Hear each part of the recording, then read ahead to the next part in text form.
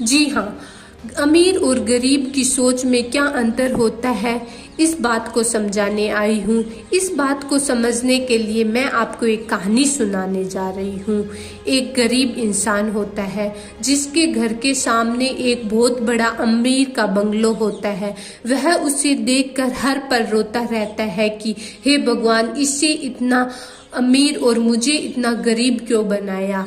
एक दिन भगवान आते हैं तो उस गरीब से बोलते हैं कि मैं तुम्हें तो अमीर नहीं बनाऊंगा, लेकिन इसे भी गरीब बना देता हूँ। फिर देखते हैं कि कौन कितनी मेहनत करता है। गरीब इंसान बोलता है ठीक है। फिर दोनों गरीब हो जाते हैं। सुबह उठते हैं, दोनों एक एक छड़ी लेकर समुद्र के तट पर जाते हैं।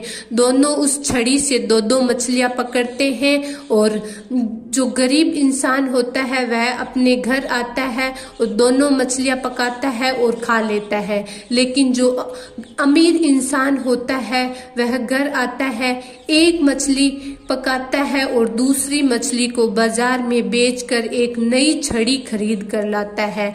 अगली सुबह दोनों फिर से समुद्र के तट पर जाते हैं और जो गरीब होता है वह उस पुरानी वाली छड़ी से दो मछलियां पकड़ता है, लेकिन जो अमीर होता है उस नई छड़ी से 4 मछलियां पकड़ता है। दोनों घर आते हैं।